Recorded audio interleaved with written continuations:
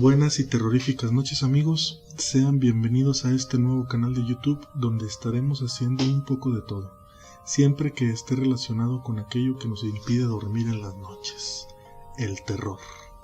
En este canal subiremos cosas interesantes del mundo paranormal, hechos terroríficos reales que han sucedido a través de la historia, casos que quedan entre las dos líneas de lo creíble e increíble, y por qué no, también historias de terror que ustedes mismos nos manden a nuestro correo.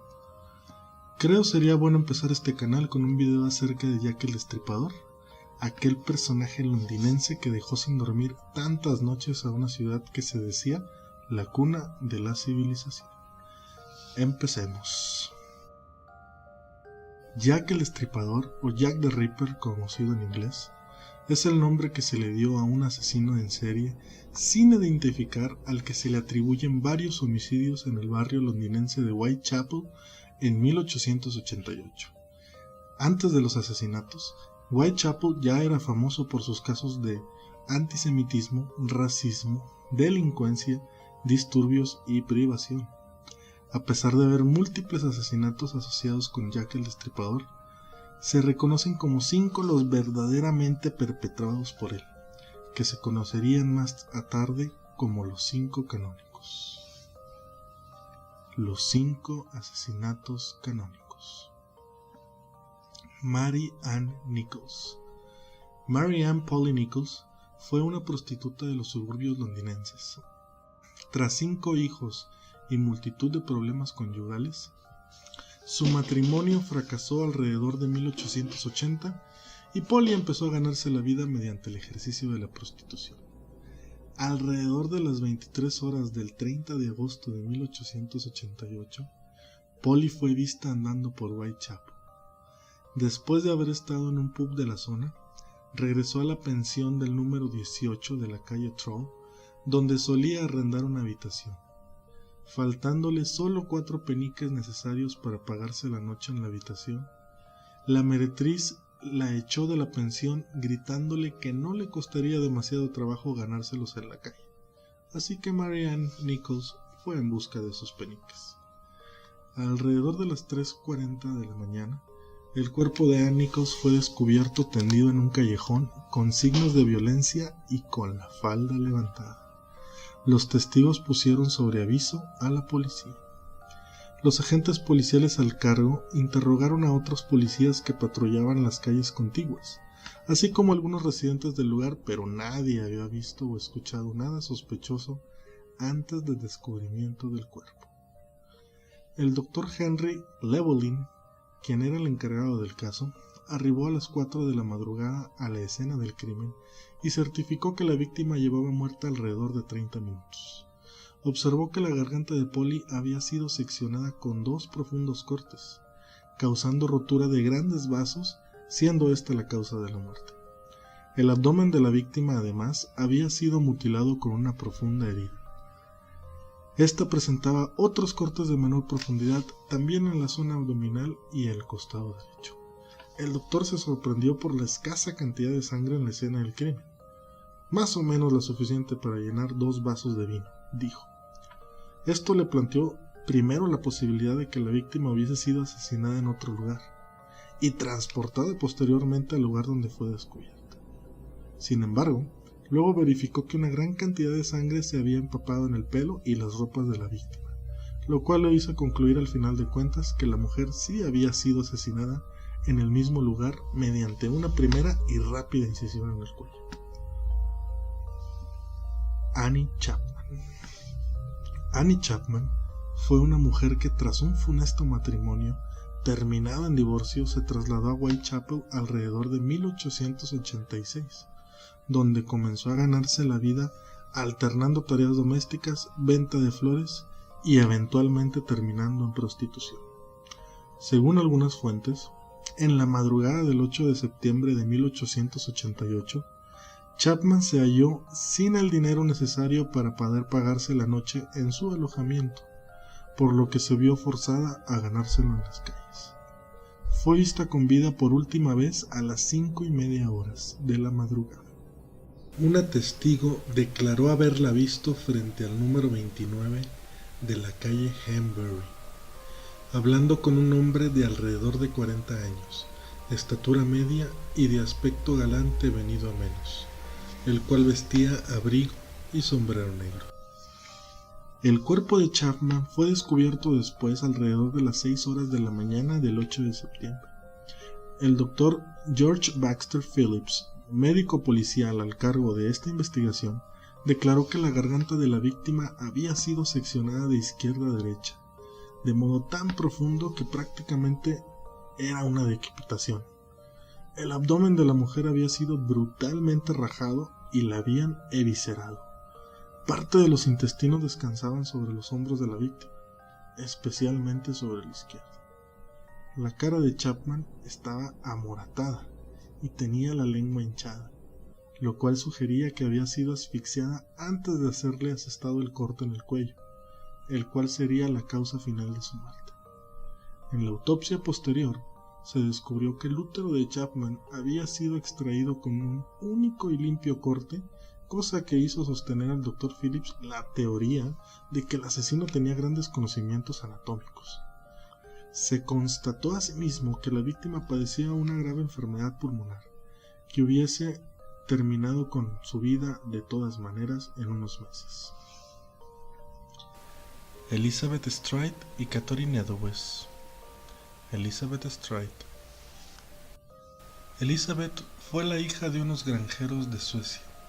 En 1866 se trasladó a Londres, donde adoptó el apellido Stride de su marido tras casarse en 1869. Tras fracasar su matrimonio, terminó residiendo en un albergue comunitario en el distrito de Whitechapel.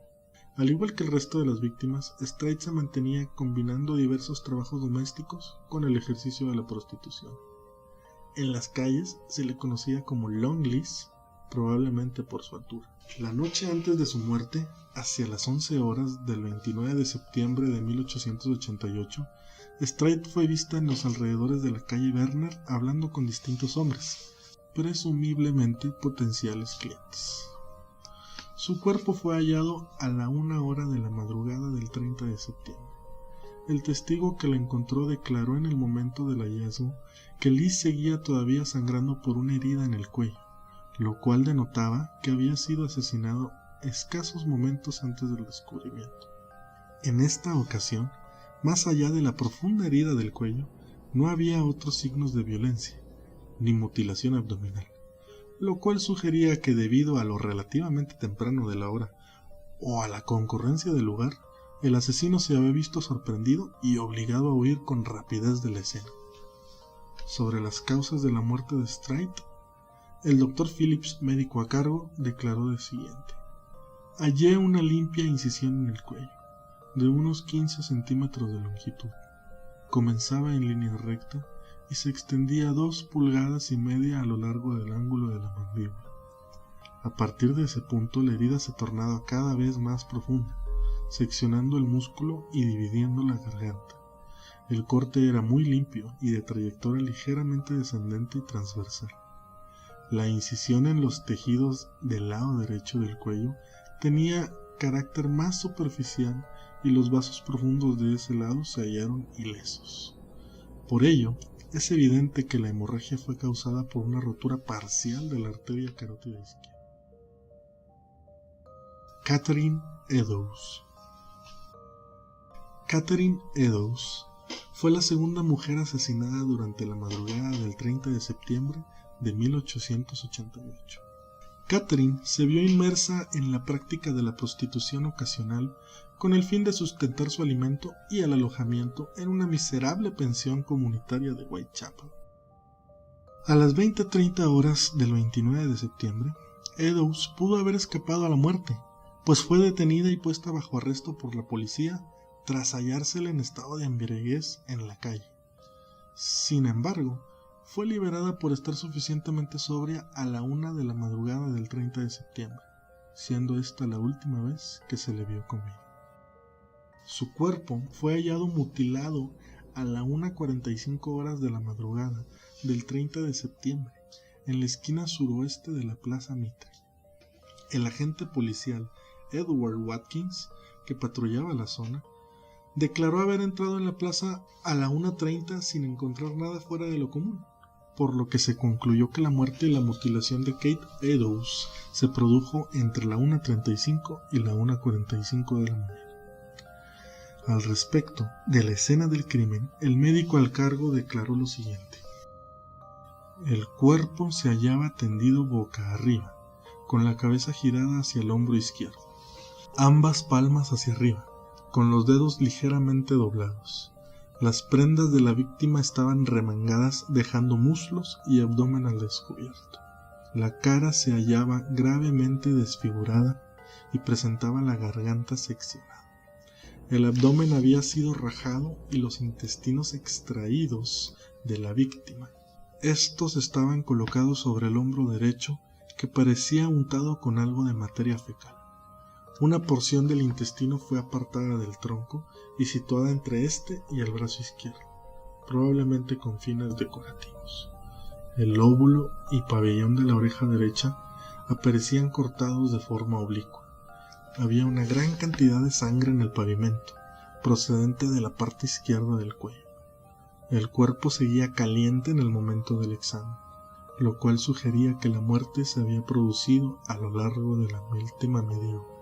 El análisis post-mortem indicó: la causa de la muerte fue una hemorragia por desgarramiento de la arteria carótida izquierda. La muerte fue inmediata y todas las mutilaciones fueron realizadas después de que ésta se hubiese producido. El revestimiento peritoneal fue cortado transversalmente desde el lado izquierdo, y el riñón de ese lado fue cuidadosamente retirado y sustraído de la escena del crimen por el agresor. Se requiere una cantidad considerable de conocimiento anatómico tanto para extraer el riñón de ese modo como para conocer dónde está ubicado. Tal conocimiento podría denotar que el asesino es alguien acostumbrado a trabajar sobre animales. El proceso llevó al menos 5 minutos. Por primera vez, el destripador de los suburbios londinenses mataba 2 veces durante la misma noche. La psicosis se extendió por la ciudad. Mary Jane Kelly. La última de las 5 víctimas de Jack el Destripador tenía en común con las 4 víctimas anteriores el hecho de dedicarse a la prostitución, por lo que era bien conocida en las calles de Londres. En 1888 contaba con alrededor de 25 años y las crónicas de la época la describen como una chica alta, atractiva y exuberante.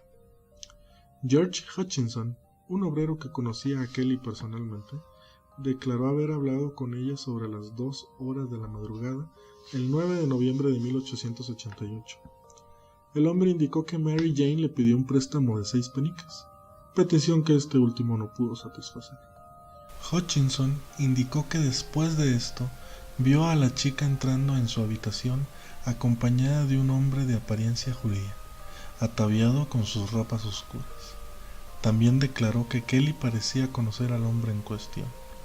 Esa fue la última vez que la infortunada mujer fue vista con vida.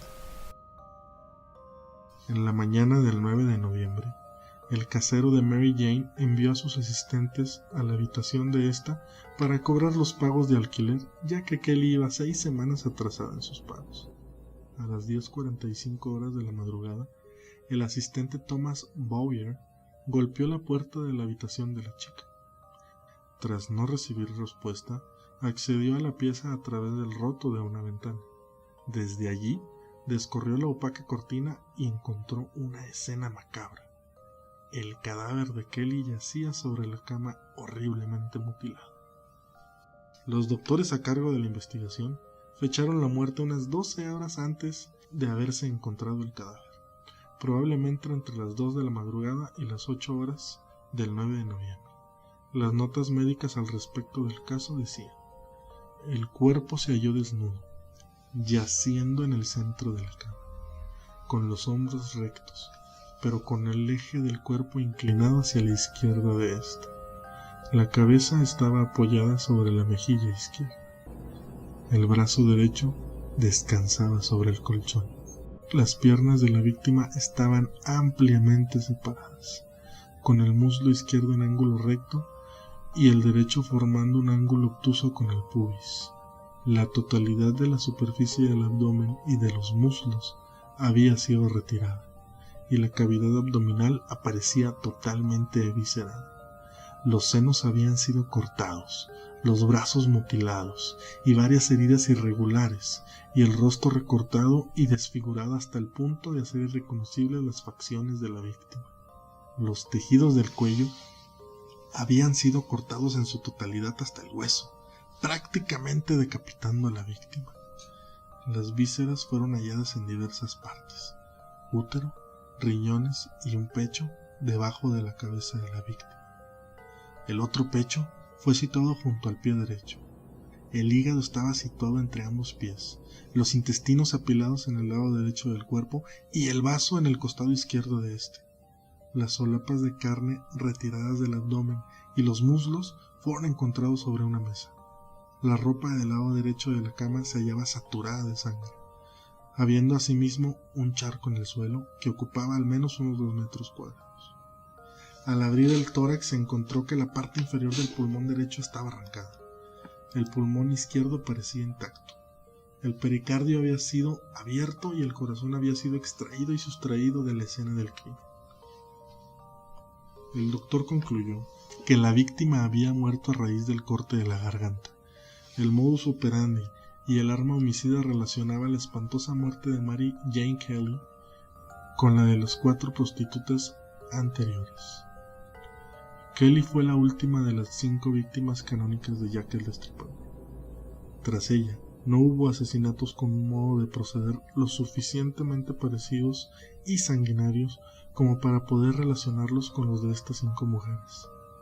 Con el tiempo se aceptó la idea de que el responsable de aquellos horribles crímenes hubiese fallecido, se hubiese mudado a otra ciudad, o incluso hubo especulaciones acerca de que se había trasladado a los Estados Unidos de América.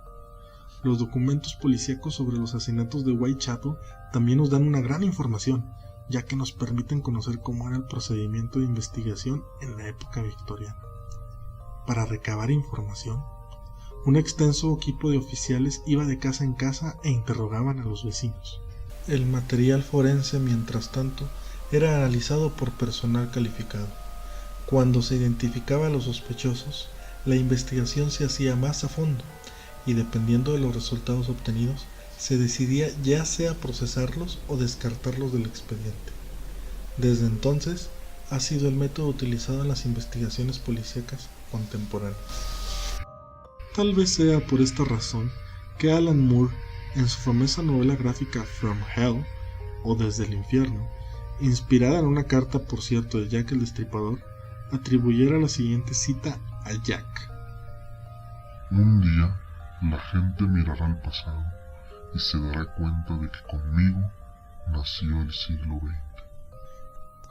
Si bien no hubo evidencia alguna de actividades sexuales entre el asesino y sus víctimas, algunos psicólogos supusieron que la penetración de las víctimas con un cuchillo y la exhibición de los cadáveres en posiciones sexualmente degradantes son indicativos que el responsable podría obtener algún tipo de placer sexual con los ataques, aunque para otros especialistas dicha suposición no puede ser comprobada. Vamos a hablar un poco de las cartas. La prensa y la policía recibieron numerosas cartas en el transcurso de los asesinatos de Whitechapel, y si bien algunas consistían en propuestas para ayudar a la captura del asesino, la mayoría no tuvieron utilidad alguna en la pesquisa. No obstante, hubo cientos de dichas cartas que supuestamente eran de la autoría del destripador, pero solo 3 de ellas resultaron lo suficientemente creíbles para ser tomadas en cuenta por la policía: la carta Querido Jefe o Dear Boss, la postal Saucy Jackie y la carta From Hell o Desde el Infierno. Querido Jefe. La llamada carta Querido Jefe se refiere a un mensaje recibido por la Central News Agency de Londres el 25 de septiembre de 1888 y de autor anónimo, pero que está firmado con el sobrenombre de Jack el Destripador, afirmando ser el autor de las muertes particularmente violentas sucedidas en el mes de agosto de 1888 en el East End londinense. La carta dice lo siguiente: Querido jefe, Constantemente oigo que la policía me ha atrapado, pero no me echarán mano todavía. Me he reído cuando parecen tan listos y dicen que están tras la pista correcta. Ese chiste sobre mandil de cuero me hizo partir de risa. Odio a las putas y no dejaré de destriparlas hasta que me harte. El último fue un trabajo grandioso. No le di tiempo a la señora ni de chillar. ¿Cómo me atraparán ahora? Me encanta mi trabajo y quiero empezar de nuevo si tengo la oportunidad. Pronto irán a hablar de mí y de mis divertidos juegos. Guardé algo de la sustancia roja en una botella de cerveza de jengibre para escribir, pero se puso tan espesa como la cola y no la pude usar. La tinta roja servirá igual, espero. En el próximo trabajo le cortaré las orejas a la dama y las enviaré a la policía para divertirme. Guarden esta carta en secreto hasta que haya hecho un poco más de trabajo y después publicanla sin rodeos. Mi cuchillo es tan bonito y afilado que quisiera ponerme a trabajar ahora mismo si tengo la ocasión. Buena suerte. Sinceramente suyo, Jack el Destripador. Saucy Jackie. La postal Saucy Jackie, que estaba firmada por Jack el Destripador, fue despachada por correo y recibida por el editor de la Central News Agency de Londres, aunque luego fue entregada a Scotland Yard para su análisis e investigación. Posteriormente, este mensaje se difundió de forma generalizada. El contenido de la postal era el siguiente. Cuando le pasé el dato no lo hice en clave, querido jefe. Mañana tendrá noticias sobre el trabajo de Saucy Jackie. Esta vez un doble evento. La primera de ellas chilló un poco y no pude terminar a tiempo. No tuve tiempo de quitarle las orejas para la policía. Gracias por no haber divulgado mi última carta hasta que me puse a trabajar de nuevo.